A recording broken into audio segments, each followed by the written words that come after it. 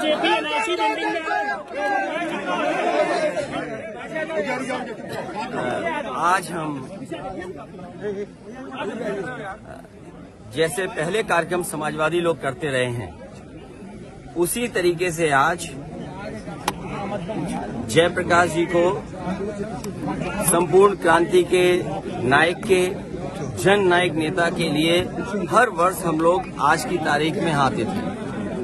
और ये कोई पहली बार नहीं है कि इस जेपी समाजवाद म्यूजियम में हम लोग माल्यार्पण करने पहली बार आ रहे हों, लेकिन पता नहीं सरकार टीन की शेड लगा करके, टीनें लगा करके, दरवाजा बंद कर करके, ताला लगा करके पता नहीं क्या बताना चाहती थी। ये वही जेपी हैं जिन्होंने संपूर्ण क्रांति का नारा दिया था, और वो इसलिए दिया था कि उन परिस्थितियों में उस समय पर चरम सीमा पर महंगाई थी, चरम सीमा पर बेरोजगारी थी, चरम सीमा पर भ्रष्टाचार था, और न जाने कितना उनके साथ देश के समाजवादी नेताओं को जेल जाना पड़ा, इमरजेंसी लगी।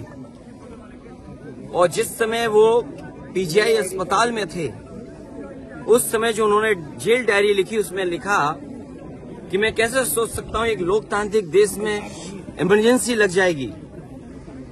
उसमें न जाने कितने लोगों को जेल भेजा गया, कई लोग कई वर्षों रहे, और उस पीड़ा को, उस तकलीफ और परेशानी को जीवन भर नहीं भूल पाए।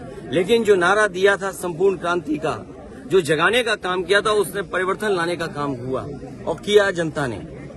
जनता की शक्ति के सामने सरकार की शक्ति का कुछ असर नहीं है।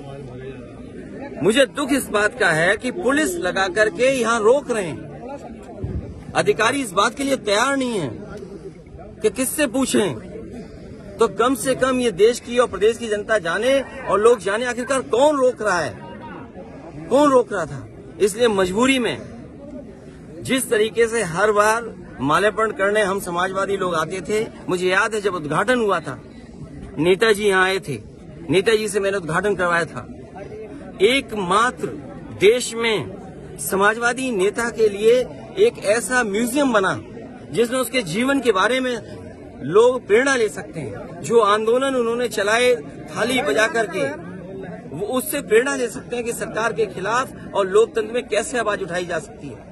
आप आवाज दबाने का काम कर रहे हैं उन समाजवादियों को, उन आने वाली पीढ़ी को जो देश के लिए कुछ करना चाहते हैं, सपना देखा है उन्होंने। ये वही म्यूजियम है जो पूरे उनके जीवन के बारे में बताता है, उसको बंद कर रहे हैं। अपनी कौन सी नाकामी छिपा रहे हैं, अपनी कौन सी ऐसी चीज छिपा रहे हैं जिससे जनता को नहीं आने देते। न केवल ये म्यूजियम, जो पीछे बड़ी इमारत है, बड़ी बिल्डिंग है, जो कभी नेताजी ने, जॉर्ज फर्नांडिस ने और उस समय के समाजवादी लोगों ने इसका शिलान्यास किया था। एक सरकार आई जिसने काम नहीं होने दिया, उसके बाद समाजवादी सरकार ने, पिछली सरकार ने इसको शुरू किया। और न केवल भारत में, बल्कि अगर ये बिल्डिंग बनकर के तैयार हो जाती तो दुनिया में एक पहचान बनती इस बिल्डिंग की कि हाँ, जेपी के नाम पर, जिसने इतने बड़े देश के लोकतंत्र को बचाने का काम किया, लोगों को जागरूक किया और एक आवाज दी उन्होंने। और मुझे लगता है कि देश की जनता को एक बार फिर इस सरकार की ताकत के खिलाफ लड़ना होगा, और बिना जनता की शक्ति के लोकतंत्र, समाजवाद और सेक्युलरिज्म बचने वाला नहीं।